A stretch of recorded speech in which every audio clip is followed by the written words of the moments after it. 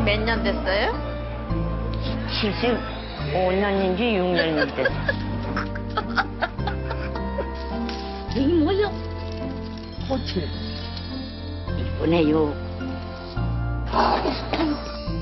사랑한다.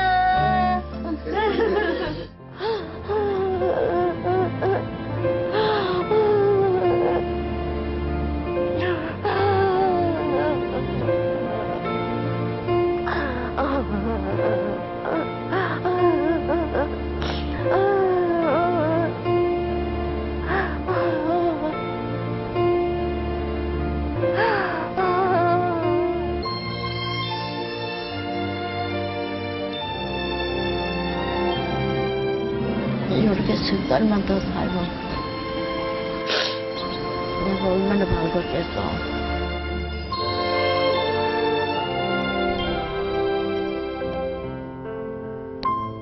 석 달만 더 살아야지. 그 할아버지하고 손으로 마주 잡고 그렇게 같이 가면 얼마나 좋겠어.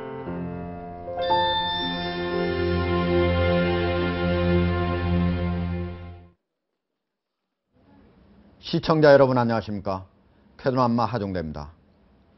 눈물 한 방울 흘리지 않게, 눈물이 나더라도 그렁그렁한 상태로 절대로 떨어지지 않게, 절대로 심파적이지 않게, 강계열 할머니와 이제는 고인이 된 조병만 할아버지 부부의 76년간의 일생을 담은 영화를 촬영하기 전 진모영 감독의 결심이었다고 합니다.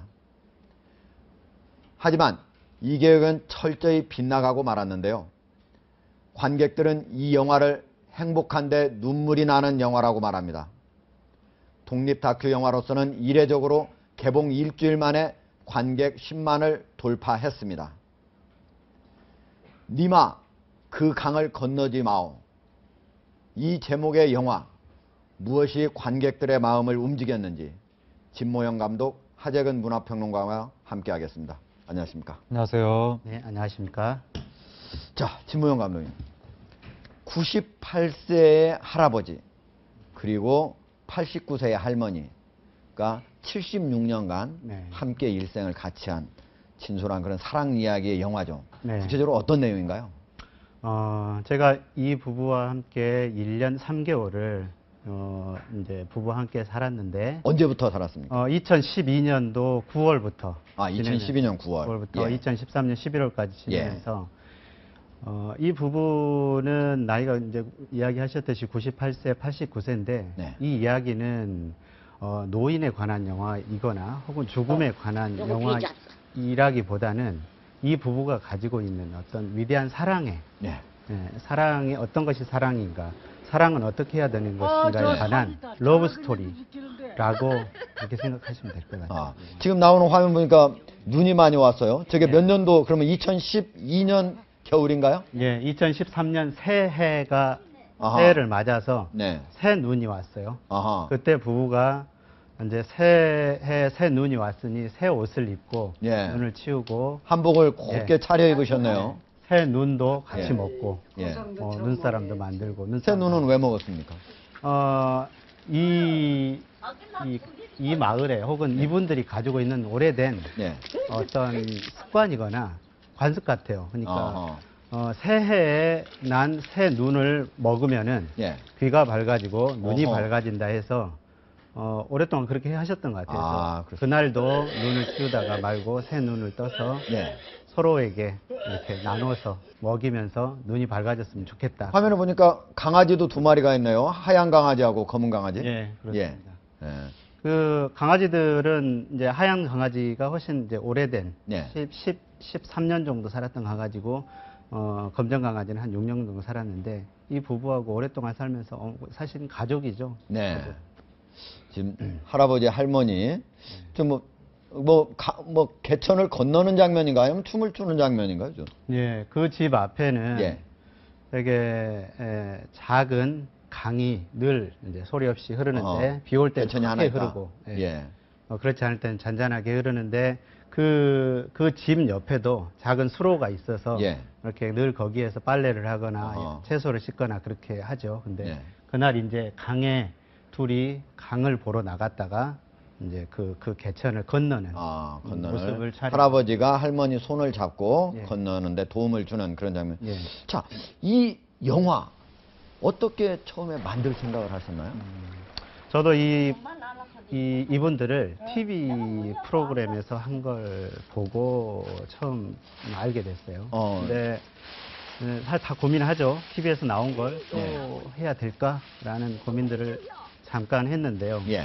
근데 그것보다는 이분들이 가지고 있는 이 위대한 사랑에 관한 이야기는 TV에서 혹은 한두 번 하고 예. 그렇게 하기에는 그 정도 급이 아니라고 생각을 했어요. 어허. 이걸 영화로도 만들고 그리고 국제적으로도 알릴 수 있게 그렇게 영화제도 가보고 그렇게 해서 이분들이 한국에서 사신 분들이지만은 인류 보편적으로 가지고 있는 어떤 사랑의 본질적인 네. 어떤 그러한 해답 혹은 질문들을 던질 수 있는 분들이라고 생각을 했어요. 그래서 네.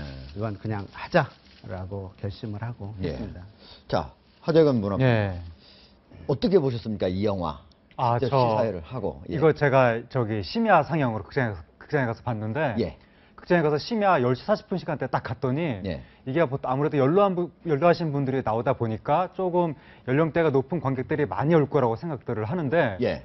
20대부터 시작해서 모든 연령대의 관객들이 다 이 아하. 영화를 보러 왔고 네. 20대 커플들이 이 영화를 보면서 막 울고 예. 우는데 그게 슬퍼서 운다기보다는 너무 이제 따뜻하고 행복하고 뭔가 감동이 있으면서 그러면서 눈물이 나는 네. 저도 보면서 눈물이 나더군요. 굉장히 예. 보면서 그동안 잊고 지냈던 인생의 여러 가지 것들을 다시 한번 더 생각을 해보게 되고 아 나는 또 나중에 나이를 먹어서 어떻게 살 것인가. 네. 그리고 저 어렸을 때 여기서 이제 할아버지가 계속 해소기침을 이렇게 하시는데 예. 제 할머니가 옛날에 저 어렸을 때 해소기침을 하시면서 그렇게 막 힘들어 하시다가 결국에 돌아가셨던 네. 그런 기억도 나오고 그런 걸 보면서 옛날 생각도 나면서 또 한편으론 아 나는 정말 숨만 이렇게 자연스럽게 쉴 수 있는 것도 정말 축복이구나 이게 감사할 일이구나 이렇게 네. 좀 새삼 여러 가지 것들을 생각하게 하는 그런 영화였습니다. 예. 자, 심우영 감독님. 예. 그 영화를 촬영하면서 가장 감동적인 순간이 있었다면 어느 순간이었나요? 제가 돌이켜 보니까는 비 오는 날에 이제 할아버지랑 같이 누워 계시다가 할머니께서 할아버지 할머니 누워 계시다가 예. 이렇게 일어나서 할아버지의 낡은 옷과 이불들을 이제 태우는 행동을 하셨어요. 네. 그걸 쭉 찍는데, 그러니까 사람이 죽은 사람에게는 옷을 태워줘야 하늘나라에 가서 입는다라는 어허. 이제 그 생각을 가지고 계신데, 돌아가셨을 때 헌 옷을 태워주면 안 되겠다 싶어서 미리 예. 헌 옷들을 정리하셨던 거죠. 네. 근데 그것들은 이제 어떻게 보면은 죽음을 준비하는 것이기도 하지만은 할머니한테는 할아버지가 그 옷을 이제 헌 옷은 버리고 새 옷을 입고 하늘나라에 가서 당신을 위해서 또 새로운 공간들을 준비하고 또 그렇게 해서 거기 가서도 새로운 삶, 애프터 라이프에서 영원한 사랑을 준비하는 거라고 생각을 했어요. 근데 할머니께서 그 이야기를 혼자서 이렇게 불을 지피고 옷을 태우면서 그 말씀을 혼자서 하시더라고요. 할아버지가 살아 계셨을 때. 예, 데리러 오면은 예. 그때 데리러 오면은 기꺼이 손을 잡고 같이 가자. 네. 거기서 살자라는 이야기를 그때 하셨어요. 자, 그런데 이 영화를 만들 때 절대 심파적이지 않게 예. 눈물이 나더라도 그렁그렁만 하고 떨어지지 않게 이렇게 생각을 한 이유는 뭡니까? 이 이야기로 굳이 뭐 어떻게 울려서 어떻게 해보자라는 이야기는 아닌데 이 이야기는 두 분이 가지고 있는 사랑에 집중한 영화로 만들고 싶었어요. 근데 할아버지께서 돌아가신다는 건 이야기상에서는 엄청난 극적이고 폭발력이 있는 이야기거든요. 근데 네. 그걸 너무 강조해서 하다 보면은 죽음에 관한 이야기거나 그렇게 변질될 수 있다라고 생각을 했어요. 네. 그래서 저희들은 처음부터 영화 시작부터 할아버지 무덤에서 우는 할머니 장면에서 시작을 했어요. 그건 할아버지가 돌아가셨다는 것들을 예. 처음부터 공개를 하고 예. 이야기를 해서 오로지 이분들의 위대한 사랑을 지켜봐 달라라는 네. 뜻으로 그렇게 그 눈물에 의지하지 말자라고 방향을 잡았던 것입니다. 알겠습니다. 자, 하재근 네. 평론가.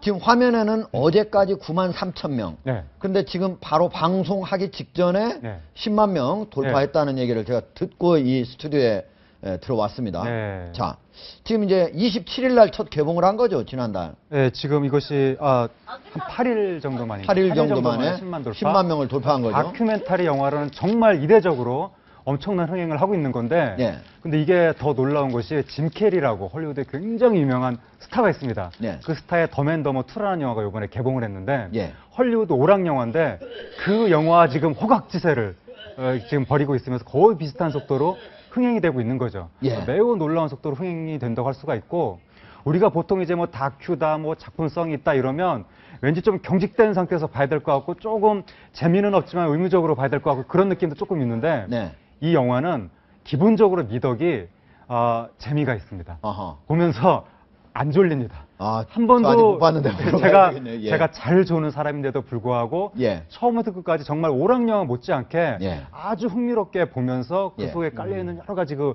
깊이 있는 의미라든가 또 마음이 따뜻하게 젖어오는 그런 감성이라든가 예. 그리고 요즘에 젊은 사람들이 자꾸 결혼도 잘 안 하려고 하고 요즘에 뭐 골드미스다 뭐 이렇게 결혼 연령대도 늦어지고 있는데 이 영화를 보면서 아 사람이 저렇게 결혼을 해서 서로 의지하면서 늙어가는 모습이 저렇게 아름답구나. 네. 그렇게 예. 서로가 서로한테 의지가 되고 예. 여기 할아버지가 지금 90대까지 사시고 할머니도 거의 지금 90 다 될 때까지 총기를 잃지 않으시고 사시는 건데 예. 만약 저분들이 혼자 사셨다면 정말 저렇게까지 오랫동안 총기를 잃지 않고 사실 수 있었을까 예. 그런 생각을 하게 되면서 많은 사람들이 이걸 보고 좀 서로 의지하는 사랑 오랫동안 백년해로 하는 그러한 사랑의 의미에 대해서 다시금 생각해보는 한번 그런 시간이 되새겨보는 그런 시간이 됐으면 좋겠다.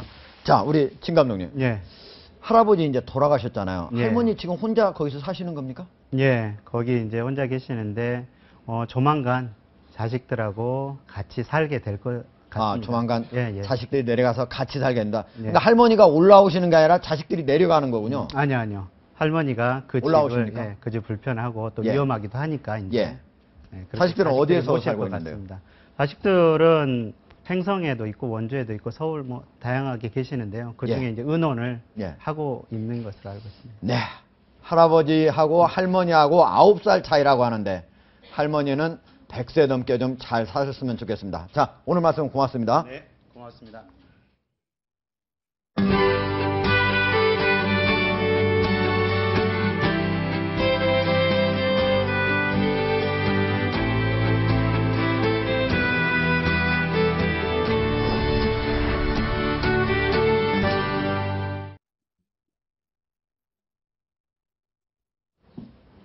오늘부터 선보이는 새로운 코너입니다. 노래와 함께하는 오늘의 이슈, 음악과 시사의 만남, 뮤직앤 시사, 여상원 변호사, 정군기 홍익대 교수, 손정혜 변호사, 김정아 전 북한군 장교 모시겠습니다. 안녕하십니까? 안녕하십니까? 예. 자, 제 옆에요. 저희가 만든 LP판이 있는데요. 첫 번째 노래는 무엇인지 한번 확인을 해보도록 하겠습니다. 첫 번째 거. 네. 이거 아세요? 우리 지금 만나. 혹시 여 변호사 아세요? 예, 들어봤습니다. 예, 그렇습니까?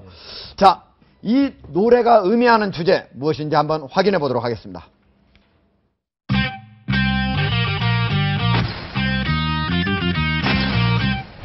제가 이 종편에서 저를 난도질하고 이렇게 빨갱이 그래서 저는 지금 이 시간에 박근혜 대통령님께 전체 연락을 요청하려고 합니다. 설정된 공간이 평양에서 놀다 왔으니 그것이 북한인 줄 알고 착각하는 당신들에게 나는 말한다. 서울시청 앞에서 맞짱 대결 콘서트를 하자는 제안을 하는 바이다. 당장 만나. 우리 지금 만나.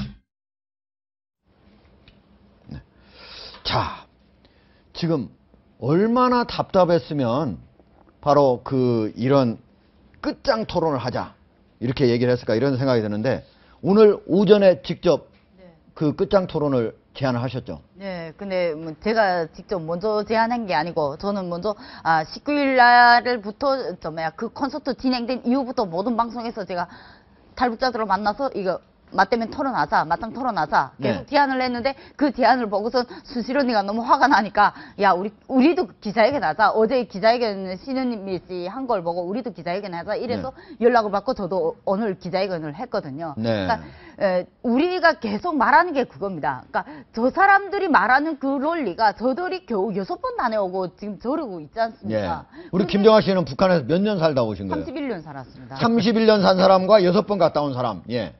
네, 이게 너무 화가 나고 저들이 말한 중에서 가장 제일 가슴 아프고 제일 화가 나는 게 뭐냐면 네. 탈북자 80, 90%가 북한으로 돌아간다. 예, 돌아가고 싶어 한다. 북한이 혜택을 해서 죄를 안 묻고 받아주는 의향이 있다면 우리가 돌아간다. 이런 말을 했다는 겁니다. 이것은 솔직히 탈북자들에 대한 모독인 거예요. 예. 그러니까 우리 탈북자들이 내 그래서 그 근거를 어디서 나왔는가 출처를 캐보니까 예. 2003년도에 한 사단법인단체에서 설문조사한 그 내용을 출처로 해서 말한 겁니다. 근데 그 내용의 설문조사, 저도 그런 설문조사를 한 기억이 있어서 분명히 말합니다. 그 설문조사 내용에 보면 탈북자들이 최종적으로 정착하고 싶어 하는 곳. 네. 이렇게 질문이 되어 있습니다. 네. 그러면 제가 당시 설문조사 할 때도 최종적으로 정착하고 싶은 곳이 당연히 북한이죠. 고향이죠. 통일이 되면. 예. 통일이 되면. 통일이 되면. 탈북자들이 왜 여기 와서 가슴 아파하고 왜 계속 우울증이 걸리고 왜 계속 외로워하고 그럽니까?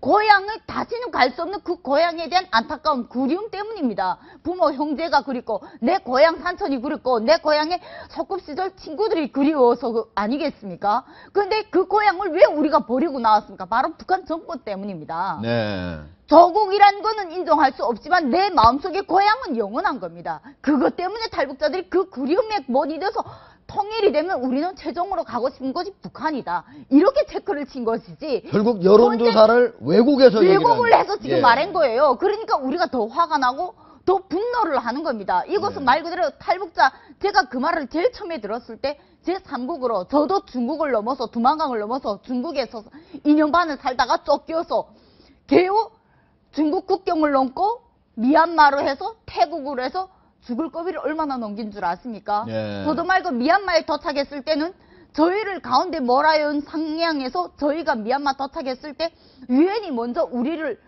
포위하지 않았더라면 우리는 미얀마 군인들한테 바로 북송당할 뻔했습니다. 아, 붙잡혀서 다시 갈 뻔했다. 그렇죠. 유엔이 우리가 미얀마 땅에 딱 들어선 지 5분도 안 돼서 앞뒤로 새까만 양복 입은 사람들이 몰려와서 우리를 포위했습니다. 네. 권총을 찬 사람들이고 무서운 수화기를 졌기 때문에 우리는 무사서 도망치려 하니까 이 사람들이 우리가 도망쳐서 산산 뿔뿔이 헤어지면 찾을 수가 없잖아요. 그러니까 작전으로 이렇게 둥그렇게 포해가지고 절대로 도망가지 말라고 예. 좋게 말하는 데는 나중에 권총을 들더라고요. 그러니까 우리는 뭐랑 말하는데 영어가 우리가 통하니까 안 통하지. 근데 이 사람들이 일단 우리를 가운데 몰아였는데 그 사람들이 우리를 가운데 몰아연지 2분 이제 3분 있다가 오토바이 10대가 들어오는데 오토바이 10대 앞에 다 기관총입니다. 네.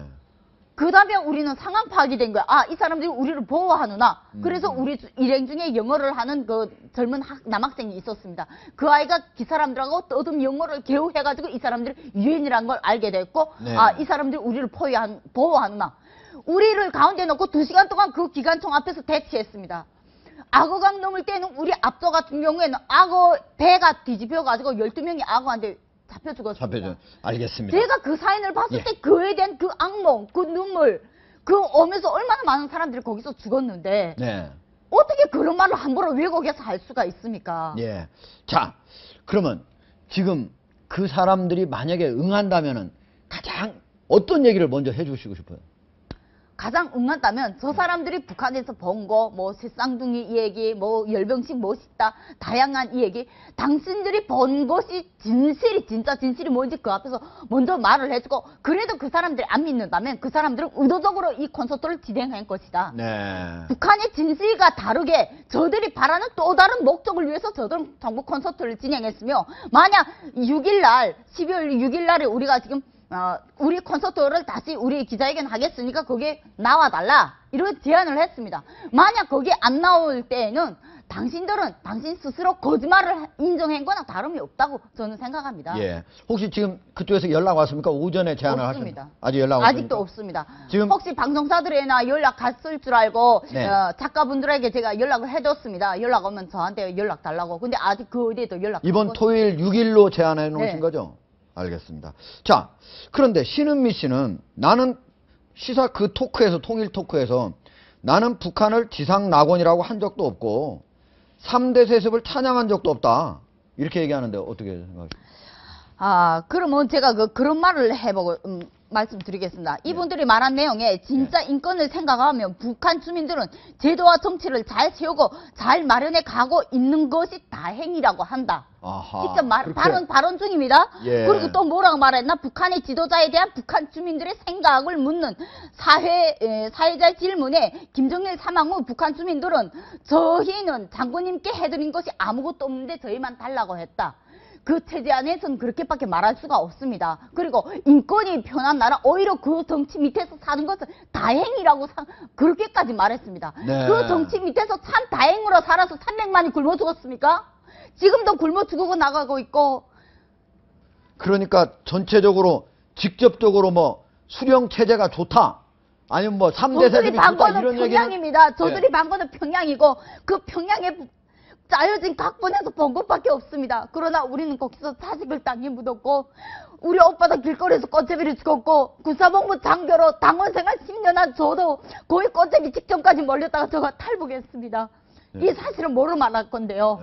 저들은 평양 산원에서 화롭게 출산을 하고 그랬지만 저희는 집에서 저 혼자서 출산하고 제 태초를 제 혼자서 꿈꿔 먹을 거 없어 그 태를 먹었습니다.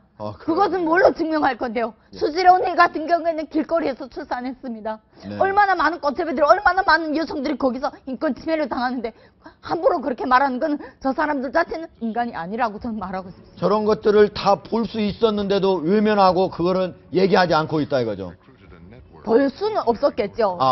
북한 안 자체가 보여줬을 테니까. 안면들이 철저하게 커버를 하고 다니기 네. 때문에 볼 수는 없었지만 그 땅에서 살다 나온 수많은 사람들이 증언이 있고 그 탈북자 증언 거짓말로 생각했으면 거짓말로 생각하시죠. 그러면 이번에 케네스 벤을 비롯한 미국인 3명은 뭘로 증명할 겁니까? 그 사람들 왜 거기에 억류됐습니까? 성경책 하나 뒀다는 의미로 거기에서 억류됐고 이 꽃제비 사진을 한 장 찍었다고 해서 거기에 억류됐습니다. 그것이 인권이 편한 나라입니까? 그것이 행복한 나라입니까? 지상낙원입니까? 예. 저분 신은민 씨는 지금 현재 미국 시민권자 자격도 없다고 생각합니다. 저는.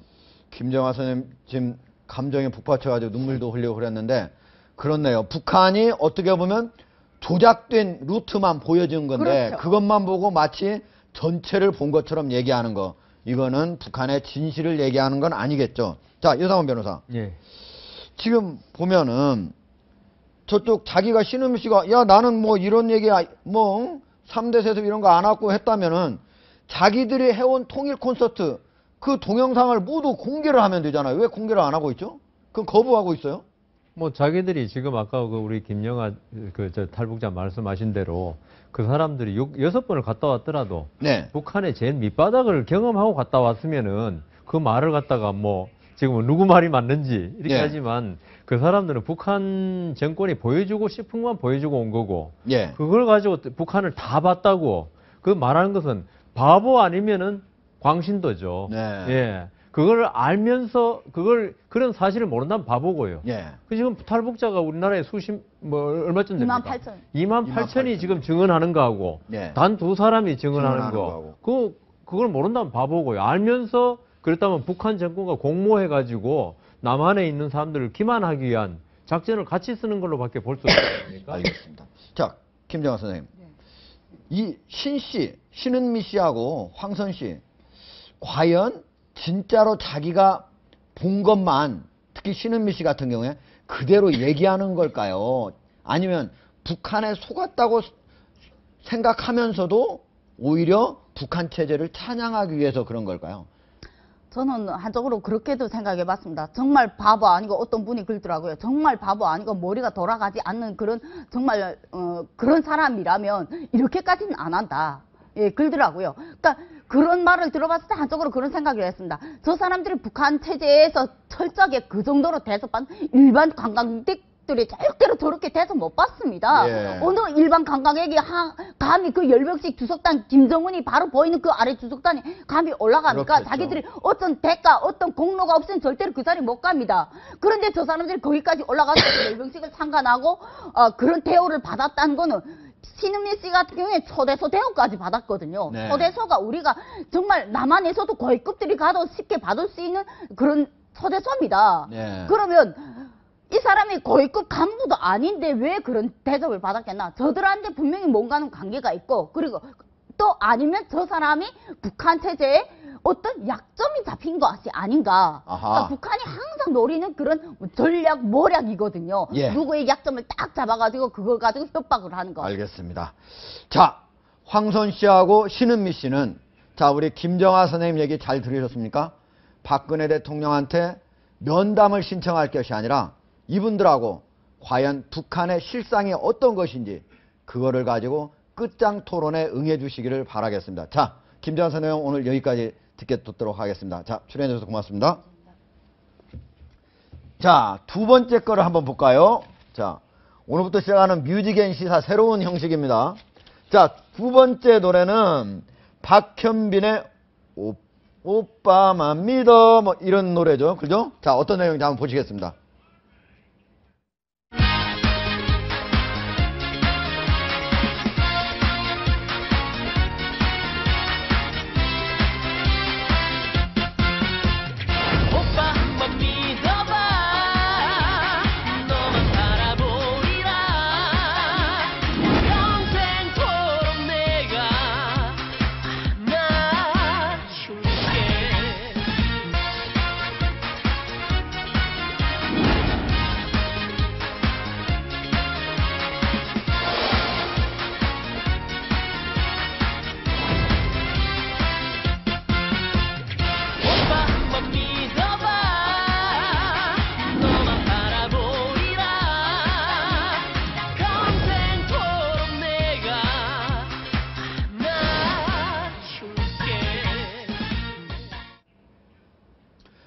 고대 성추행 피해자의 아버지가 증언한 인터뷰 내용 먼저 들으시고 이야기를 계속 이어나가도록 하겠습니다.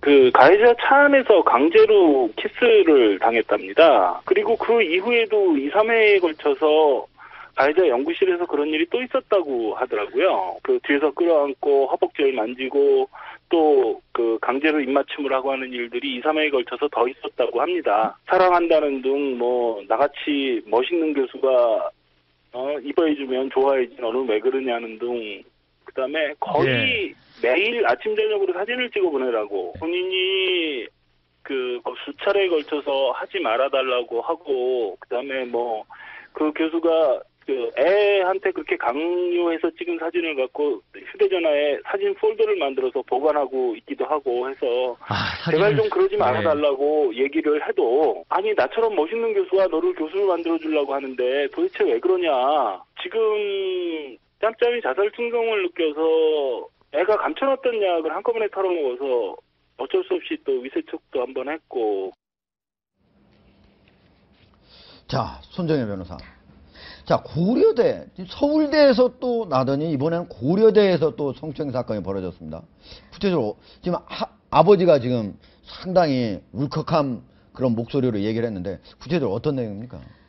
너무 어처구니가 없네요. 이게 만약에 사실이라고 한다면 그냥 단순한 성추행이라기보다는 진짜 상습적인 고의적인 자신의 어떤 지위나 위력을 이용해서 교수라고 하는 지위를 여학생들을 이용해서. 아마 다른 이 정도 사안이라면 이 피해 여학생 말고도 다른 여학생에 대한 여죄도 충분히 있을 가능성이 있습니다. 네. 보니까 뭐 키스를 했다, 강제로 끌어안고 허벅지를 만졌다. 이건 전형적인 강제추행죄이기 때문에 형법상 정말 엄하게 처벌할 수 있는 부분입니다. 예, 지금 송파서에서 수사를 하고 있죠. 네, 아마 이 사건도 구속영장 실질심사가 들어가야 될 만큼 중대한 사안이 아닌가 생각이 드는데 자꾸 왜 서울대도 그렇고 고려대도 그렇고 우리나라 최고의 대학들 아닙니까? 이 교수들, 특히 이 교수님은 더 중증환자인 것 같아요. 나처럼 멋있는 교수가 어딨냐. 내가 너를 좋아해주면 너한테 좋은 거다. 이런 식의 어떤 잘못된 어떤 정신질환까지 있는 거 아니냐, 왕자병이라고 보통 얘기를 하잖아요. 그러니까 학생들이 교수님한테 교수님 하면서 잘 존경하고 어떤 경애 그 의사표시를 하고 이런 것들을 자신들의 어떤 그 우월적 의식이 고착화되다 보니까 이런 잘못된 행태로 나오는 것 같습니다. 특히 학생들 같은 경우는 전적으로 그 교수한테 주관적인 어떤 채점이나 주관식의 어떤 수업의 어떤 그런 평가를 받기 때문에 그 사람들한테 반항하는 게 실질적으로 굉장히 어렵죠. 심리적으로 억압된 상태를 이용해가지고 학생들한테 이런 피해를 입히고 특히 사진까지 보내라고 한 거는 형법상 또 강요죄가 될지 그것도 한번 검토를 해보고 싶은데 정말 이 피해자 아버지는 진짜 열심히 공부해서 좋은 학교 보냈는데 이게 무슨 날벼락인가. 그러니까요. 그리고 대인기피증까지 학생이 겪고 있다고 하니까 후유증도 상당할 것 같습니다. 직접 자살 시도도 했었다면서요? 그러니까 이런 부분들이 왜 학생이 바로 그 공개하거나 문제 제기를 하거나 그래서 이 사태에서 벗어나려고 하지 않았을까? 이게 가장 안타까운 건데 최초의 문제가 발생했을 때 신고하면 해결될 수 있어요. 근데 우리나라가 이거 신고하더라도 개선되지 않고 여전히 교수님 학교 나오시고 나만 잘못되지 않을까? 이 사회 시스템이 정말 문제라고 생각합니다. 알겠습니다. 자, 방금 우리가 들었던 아버지의 목소리는 CBS 방송의 그 목소리를 우리가 조금씩 편집을 해서 내보내드린 건데 정국기 교수님. 자, 교수면은 진짜 우리 사회에 어떻게 보면 진짜 상당히 학력도 높고 그리고 사회 지도층이라고 볼 수 있는 거 아닙니까? 그런데 어떻게 이런 분들이 여기저기서 이렇게 성추행이 많이 일어나고 있는 겁니까? 참 교수 되기도 힘들거든요. 굉장히 힘듭니다. 정말. 교수님이시잖아요. 저도 오늘 수업도 하고 왔는데 특히 오늘 거론된 두 사람은 정말 그 대한민국 최고의 명문 그 대학 그 교수인데 교수의 탈을 쓴 악마죠. 그 아버지 얘기를 들어보면은 이건 뭐 저 성폭행범도 저런 성폭행범이 없는데 저는 교수의 문제가 아니고 제가 누누이 말씀드리지만 그 인간의 문제다 이렇게 보고 싶은데 지금 저게 이제 대학원 학생 같습니다. 고대 같은 경우는 그렇습니다. 학부 같은 경우는 그 교수와의 관계가 그렇게 밀접하지 않기 때문에 문제가 안 되는데 그 대학원에서 석사과정, 박사과정 학생들은 그 뭐 서너 명 정도 지도를 하기 때문에 생사 여탈권을 교수가 갖고 있습니다. 이 학생을 석사학위에 줄 것인지 박사과정에 올릴 것인지 앞으로 시간이 남은 강의를 줄 것인지 생사 여탈권을 지고 있는 경우도 있고요. 그다음에 제가 서울대 고대에서 왜 그럴까 생각을 좀 해봤는데 그 학부 출신의 그 동계 진학생들은 이제 외국 유학을 많이 가기도 하고 또 대학원에는 그 또 다른 대학에서 오는 경우도 많은데 다른 대학에서 온 학생이라면은 주위에 동기들도 별로 없고 상의할 그런 것도 없는 상태에서 전적으로 교수에 의존하다 보니까 인간관계가 교수하고만 이루어지고 있는 상태에서 그렇죠. 그러다 보니까 그 교수의 그 어떤 전행에 대해서 말도 못하고 초기에 밝히는 거 놓치고 이러다 보니까 저런 끔찍한 일도 당한 거예요. 지금 화면에 보니까 저런 일을 당해도 65.3%는 그냥 참고 넘어간다. 결국은 우리 정 교수님이 얘기한 것처럼 교수 말고는 주위에 아는 친구들도 없으니까 상의도 못하고 그냥 참고 넘어간다 이런 얘기예요. 유명한 사례가 있습니다. 옛날에 서울대학에 우조교 사건이라고 있습니다. 그게 우리나라에서 최초로 대학에서 교수와 그 대학원 학생 간의 그 성희롱 문제였는데 이때도 뭐 굉장히 그 우조교라는 그 학생이 피해를 많이 받거든요. 내부 고발을 했는데도 불구하고 피해를 본 사람은 그 우조교였는데 그 뭐 처벌이 된지 안 된지 교수는 모르겠고요. 우조교만 부각이 됐고 벌써 10여 년이 흘렀는데도 계속 이런 일이 생긴다는 말이죠. 알겠습니다. 자. 그 이 원인을 아까 말씀하신 교수 되기 되게 힘듭니다. 그리고 또 서울대나 고대, 명문대학 교수이긴 더욱 힘들고요. 그렇게 됐을 때 어떤 우월감, 자기가 도덕적으로 우월하다 이런 게 결국은 학생들이 나를 얼마나 존경하겠냐. 그리고 여학생들이 요새 젊은 여학생들은 어떤 감정 표현이 솔직하지 않습니까? 이 부분에서 남녀의 어떤 인식 차이, 그 여학생으로서는 자기 그 감정을 솔직히 표현하고 교수에 대한 표현인데 교수는 이걸 가지고 나한테 대한 애정으로 이게 착각하는 그게 결국 이런 문제를 낳지 않나 그렇게 생각합니다. 알겠습니다. 자, 손재현 변호사. 자, 이런 일이 중앙대에서도 하나 있었죠. 지금 그런데도 성추행을 해가지고 직접 교수가 자기가 그걸 시인하고 사표를 냈는데도 중앙대 측이 그 사표를 수리하지 않고 계속 강의를 맡기고 있다면서요. 어떤 내용입니까? 그러니까 지금 중앙대에서 성추행 교수에 대한 어떤 제보가 이루어져서 이거에 대해서 피해 사실이 어느 정도 인정되고 있는데도 불구하고 중앙대 측에서는 그 해당 교수의 어떤 직무나 이런 것들을 정지시키거나 징계위원회 해부하기보다는 예. 지금 수업을 대체할 만한 교수가 없다는 이유로 아하. 학생들 앞에서 여전히 지금 수업을 하고 있는 상황입니다. 그럼 그 학생도 수업을 받아야 될 거 아니에요? 그렇죠. 그러니까 이 피해자는 내가 피해 신고를 하고 나한테 가해행위란 저 교수를 학교에서 보고 싶지 않은데 그래서 그 부분에 대한 어떤 신뢰를 가지고 제보를 했는데도 불구하고 계속 그 교수가 나온단 말이죠. 이게 어떤 피해자 입장에서는 제 2차 가해가 된다는 그렇죠. 거죠. 피해자는 내가 피해자인데도 교수님이 아직도 있으니까 내가 자퇴를 해버리는 제 2차 피해가 발생하는 중요한 요소가 되기 때문에 결국은 첫 번째는 교수가 1차 가해자가 되는 거고 네. 두 번째는 학교 측이 학교의 2차 가해자가 되는 미온적인 셈이네요. 대처로 인해서 저 선생님을 저 교수를 보기 싫으면 내가 떠나야 되는 문제가 발생하는 것은 학생에 대한 어떤 수업권 침해가 또 발생할 수 있습니다. 알겠습니다. 자, 그렇다면 중앙대 측은 이에 대해서 어떤 입장을 갖고 있을까요? 저희가 사전에 전화로 취재를 했습니다. 어떤 내용인지 한번 들어보시죠. 일단 강의는 일단 그 교수님의 수업을 신청한 학생들의 좀 수업권이나 학습권 문제가 있고요. 네네. 기본적으로 강의의 연속성 때문에 이미 중간고사나 이런 평가가 다 이루어진 상황에서 다른 교수님으로 대체하기는 좀 어렵고요. 그 대신 강의는 시행하되 그 교수 그 강의가 이루어지는 강의실 밖에서 일체 학생들에 대한 대면 접촉은 좀 그만하고 지금 요청을 한 상태입니다. 글쎄요, 그 뭐 수갑을 치울 수는 없는 문제고요. 네. 어느 정도 그 정도까지 하고 얘기가 되면 뭐 어느 정도 지켜줄 거라고 생각을 하고 있어요. 그리고 본인 뭐 의지만 있으면 충분히 가능한 문제거든요. 자, 성추행한 교수를 수갑을 채울 수는 없다. 자, 학교 측의 이런 입장 어떻게 보셨어요? 아니, 저는 도대체 학교 측에 누가 저 인터뷰의 영인지 모르지만 도저히 네. 말이 안 되는 게요. 지금 우리가 그러니까 학교 측의 언론 담당관이라고. 모르겠습니다. 예. 그 전자발찌를 채우고 그다음 인터넷 공개하고 하는 게요. 성폭행의 피해자들은 그 사람을 생각하는 것조차도 그게 아주 고통스럽습니다. 그렇죠. 예. 그런데 성폭행 피해자가 제가 볼 때는 이런 교수들이 있죠. 한 여학생만 하는 게 아닙니다. 보통 여러 명이지만 그 중에 많은 피해자가 있지만 이제 대표적인 그 학생인데. 그래서 그런지 무려 45%가 저러한 피해를 당했다라고 대학원생 여론조사에 나왔네요. 그 수업도 중요하지만은 예. 그 수업에서 피해를 당했던 피해자들의 입장, 그 수업을 안 들어갈 수는 없고 들어가서 생각만 해도 괴로운 사람인데 네. 직접 보면서 수업을 해야 한다는 거, 이거는 정말 그 학교 측이 이런 남자분이 인터뷰를 했는데 자기 주관적인 입장에서 그렇게 생각했는지 몰라도 그 피해자 입장을 한 번에 생각했으면은 교수를 다른 사람으로 대체 가능하든지 알겠습니다. 아니면 딴 방법을 강구해야지 버젓이 예. 피해자로 하여금 가해자한테 수업을 듣게 하는 것은 정말 그 또 다른 이건 또 인권 폭행입니다. 침해죠, 진짜. 인권 침해 폭행입니다. 알겠습니다. 자, 그리고 이게 중앙대 굉장히- 잘 들으셨습니까? 중앙대 총장님. 이 교수님 바로 수업을 그만 중단시켜 주시기를 바랍니다. 자, 세 번째 아이템은 뭔지 한번 보겠습니다. 자, 성시경의 넌 감동이었어. 자, 어떤 내용인지 한번 직접 보시죠.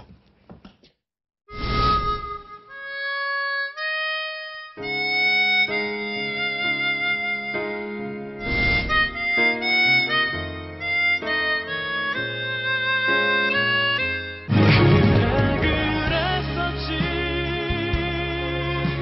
널 사랑하기에 세상은 나에게 커다란 감동이었어.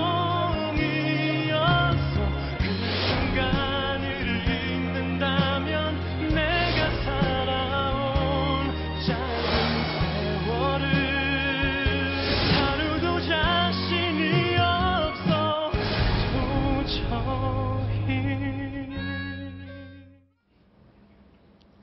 실세 장관으로 불리던 최경환 경제팀이 야심차게 추진했던 상수법 개정안이 국회에서 부결되었습니다. 원내 158석을 가진 새누리당의 지원만 뒤따랐어도 충분히 통과됐을 법안인데 결과는 다소 뜻밖의 결과가 나왔습니다. 자, 상속증여세법 어떤 그런 법률안이었길래 이렇게 여야가 서로 지도부가 합의를 했는데도 어떻게 이탈표가 이렇게 많아가지고 부결이 됐습니까? 어떤 내용이었습니까? 요즘 저 삼성에서 이재용 그 3세 회장의 승계가 이제 확실시 돼가지고 네. 그 이제 상속이 이루어진 거죠. 모든 기업이 이제 상속을 하려면은 이제 세금을 내야 되는데 예. 그걸 이제 그 면제를 해주는 그런 기업의 매출액 이걸 이제 상한선을 올리자는 겁니다. 네. 얼마에서 얼마로? 기존에 뭐 1,000억이었는데 네. 3,000억, 5,000억에 올리자는 거죠 이번에는. 네. 이번에가 3,000억에서 5,000억까지로 올리자 네. 이런 거였죠. 그게 예. 불과 뭐 7, 8년 전에는 뭐 1억 원이었다고 하는 그런 얘기도 있는데 예. 5,000억 뭐 몇백 배가 올랐다는 거죠. 시작은 1,000억, 매출액은 1,000억이고 네. 저 감면해주는 액수는 1억. 네, 그래서 네. 시작해서 이번에는 500억까지 올라간 예, 거죠. 예. 그래서 이제 저는 경제 활성화의 일환으로 기업의 이런 그 상속세 같은 것도 면제해주는 이런 과정에서 충분히 새누리당이 그 추진할 수 있는 법안인데 네. 뭐 이탈표가 나온 건데 어떤 이유인지 모르겠지만 황우여 대표가 오늘 반대표를 던졌나요? 예. 황우여 대표가 가끔 그 본인의 그 주관적인 판단을 많이 하는데 네. 이분이 그 옛날에 한나라당 시절에도 한나라당이 매우 흔들릴 때 혼자서 그 소위 말하는 쇄신파들하고 손을 잡고 해가지고 그때 원내대표를 또 다시 거머쥔 그런 것도 있어서 매우 어떻게 보면 상황 판단에 빠를 수도 있다고 보는데 뚜렷한 이유 없이 반대한 것 같아요. 사실은 네. 지금 경제 활성화 매우 중요하잖아요. 예. 그렇다면은 그 상속세 면제라는 게 서민들 입장에서 좀 그렇다 하더라도 예. 그 여당에 힘을 실어줘야 되는 분이 반대 투표를 던졌다. 좀 예. 이상합니다. 저는 네. 정 교수님 말씀에 동의하는 게 예. 사실 아까 이재용 그 삼성 지금 부회장이 말씀하셨는데 저도 그 재판을 옛날에 고등이 있을 때 한번 했거든요. 네. 진짜 대기업들 법률적 조력을 잘 받을 수 있는 기업들은 이런 증여를 하지 않습니다. 상속으로. 네. 전환사채 발행이라든가 이걸로 미리 전부 다 그렇죠. 그 상속을 해놓지. 방법이죠. 이런 지금 하는 것은 중소기업들입니다. 예. 그런데 이제 미국이나 선진국에 비해서 우리가 이런 기업 물리 주는 데 대해서 사회적 반감이 크고 아주 가혹합니다. 그래서 이거는 경제 활성화하는 측면에서 봐야지 예. 이걸 갖다가 그 뭐 재벌들이 그리고 부자들이 자기 재산을 갖다가 아들들한테 그냥 물려줘서 계속 부가 세습되게 한다. 이런 측면에서 보면 안 되는데 예. 이번에는 워낙 그 요새 우리 사회가 예. 어떤 재벌이나 가진 자에 대한 반감이 좀 강하다 보니까 예. 많은 국회의원들이 거기에 부합한 것 같습니다. 예. 손정혜 변호사. 자, 그런데 두 분이 다 이 법이 상당히 그래도 경제 활성화를 위한 법이다. 이런 취지로 지금 말씀하셨는데 제가 찾아보니까 우리나라의 51만 7,091개 기업 중에서 만약에 이런 식으로 상속세를 감면해주자 하면은 남은 상속세를 내야 되는 기업은 714개입니다. 제가 한번 계산해 봤더니 전체 99.86%의 기업은 상속세를 모두 면제해주고 나머지 0.14%만 상속세를 걷자. 이거 국민들 납득하겠습니까? 두 가지 문제가 있죠. 이게 국회 선진화법 들어오면서 자동 산정이 돼서 여야 지도부는 합의했지만 왜 부결이 됐느냐. 그 소속 의원들이 이 입법안에 동의를 못한 겁니다. 네. 토론 중에 이런 내용이 나와요. 이거는 상속제도를 무력화시키는 거다. 부자 감세이다. 이런 얘기가 나오거든요. 이런 문제 지적이 타당한 것이 예를 들면 상속제도에 여러 가지 형태가 있는데 기업을 통해서 주식 승계를 통해서 상속을 할 수도 있고 그냥 돈을 줄 수도 있습니다. 일반 서민들 같은 경우는 상속세를 10%에서 50% 그러니까 뭐 1억 원에서 뭐 30억 사이에서 10% 50% 큰 금액의 상속세를 내는데 네. 그럼 어떤 기업의 형태로 가업 승계하는 사람들은 그럼 상속세를 이렇게 대폭 감면하거나 내지 않는 그 불평등한 구조가 너무나 갭이 많이 발생한다는 것이고 이게 통과가 되면 6조 원의 세금을 부족해지는 그러니까 6조를 걷을 수 있는데 못 걷는 상태가 돼버리는데 지금 대한민국의 현실이 증세를 서민 증세하고 있지 않습니까? 담배세를 올리면서까지 어떤 필요한 필수적인 복지 재원을 확충하려는 마당에 상속세까지 이렇게 대폭 감액을 해주는 것은 조금 너무 파격적인 거 아니냐 이런 의문을 가질 수 있고요. 이게 이제 경제활성화법도 있지만 어떤 가업승계라는 것을 활성화하려고 하는 건데 이게 단순히 어떤 기업의 수 그러니까 뭐 3천억이었다 5천억 이게 중요한 것이 아니라 10년 동안 이 사업을 했다가 하는 사람한테 이렇게 조금 혜택을 준다는 건데 개정안에는 5년 동안 사업을 해도 혜택을 주는 걸로 되어 있어요. 그 의미는 한 분야에 10년도 안 한 것들을 가업이라고 평가할 수는 없기 때문에 이런 부분에 대해서 오히려 역효과 예를 들면 내가 상속세를 감면받기 위해서 페이퍼 컴퍼니를 만들어서 한 5년만 특정 사업을 한 다음에 아들한테 물려주면서 상속세를 탈피할 수 있는 그렇죠. 아들 이름으로 5년만 대표이사 등기만 딱 해놓으면은 물려줄 수 있는 상황이 되는데, 자, 여상한 변호사님. 예. 일반 우리 서민들은 6억 이상 만약에 상속 이렇게 하게 되면은 6억 넘으면 바로 그다음부터 세금 내야 되잖아요. 예, 예. 한 20%에서 30% 정도의 상속세율이 부과가 되기 그런데 때문에 제 생각에는 지금 이 상속세 이 법이 뭐 부자들 상속 잘하라고 만들려고 한 법이 아니고요. 예. 지금 경제가 지금 어려우니까 예. 고용이 제일 문제 아닙니까? 예. 그러니까 이게 기업의 계속성, 예. 그러니까 아버지로부터 뭐 상속인으로부터 이걸 갖다가 보장하기 한 거거든요. 이것은 상속세를 갖다 가혹하게 매김으로 해서 되는 게 아니고요. 예. 제 생각에는 그 상속 받은 사람이 어떤 고용을 갖다가 일정 기간 몇 명 이상 고용하게 만들고 그런데 그 기간 안에 그 고용을 갖다 안 하거나 사업을 부도내면 그때 추징해도 예. 충분하지 않는가. 예. 이거는 그 국가에서 너무 편하게 예. 세금을 받아들이려고 그러는데요. 예. 이걸 국세청이라든가 여러 경제 관련 부서에서 눈만 부릅뜨고 실질적인 상속이 어떻게 이루어지는가를 예. 감시하고 있으면 가능한 이야기인데 예. 지금 쉽게 그 상속을 막고 예. 그럼으로써 기업을 갖다가 그 활성화를 갖다가 지금 안 되게 하는 그런 결과가 낳는 거거든요. 좀 실질적으로 하자 이거죠. 우리도 명목상만 자꾸 따지지 말고. 변호사님, 경제를 활성화하려면 이렇게 서민은 무조건 세금을 많이 걷어야 되고 부자들은 좀 감면해줘야 된다. 그러니까 어떻게 정책에 좀 보십니까? 일관성과 방향이 좀 있어야 되는데 약간 또 증세 안 하는 복지했다, 복지 제한 없다고 뭐 복지 디폴트 선언했다가 요거 줄였다고 한다, 누리과정 예산 없다고 하는 와중에 6조 원이라는 세금을 덜 걷는 정책이 나오니까 이제 현실적으로 문제가 되는 거고 지금 우리 여상원 변호사님이나 제가 얘기하는 것처럼 이 문제는 충분히 사회적인 공감대와 토론과 합의가 거쳐져야 되는데 요번에 그런 합의가 충분히 이루어지지 않았던 결정적인 문제 때문에 부결이 됐다. 네, 그래서 그 부분에 대해서는 앞으로 충분한 토의를 통해서 통과돼도 늦지 않을 것 같습니다. 제가 말씀드릴 기회가 좀 있나요? 자, 그 마지막 마무리 멘트 할 때 하시고요. 저는 두 마디 1분 뒤에 돌아오도록 하겠습니다. 저는 이배와 끝까지 함께 가겠다. 지난 1일 침몰한 오룡호 선장의 마지막 교신 내용이었습니다. 승선원 60명 중 7명만 구조됐을 뿐 나머지는 모두 숨졌거나 실종 상태입니다. 그 멀고 먼 추운 바다로 명태를 잡으러 나섰던 이들의 이 참변 소식에 안타까움을 금할 길이 없습니다. 세계 3위의 원양어업 대국인 대한민국. 이번 사고의 신속한 수습에 정부와 사고의사 모두 만전을 기하길 바라며 우리 역시 모두 좀 더 관심을 갖고 지켜봐야 하겠습니다. 쾌도남마 오늘은 여기까지입니다. 자, 마지막 발언 기회는 우리 정국기 교수님 드리겠습니다. 예. 그 최경환 부총리가 참 애를 쓰는데 이 기업 매출 5천억까지 감면세 해주자 하는 거는 조금은 성급한 국민들의 정서를 헤아리지 못한 성급한 법안이었던 것 같고 또 당론이었으면 당에서 밀어붙여야 되는데 이것도 모양새롭게 부결이 됐고요. 저 참 결과적으로는 잘 될 수도 있다고 보는데 네. 그렇다면은 우리 동아일보에서 최영애 논설위원이 지적했듯이 삼성의 개성 문제도 한번 들여다보고 이왕 개성이 됐다고 하더라도 잘못된 거 지적할 건 지적하고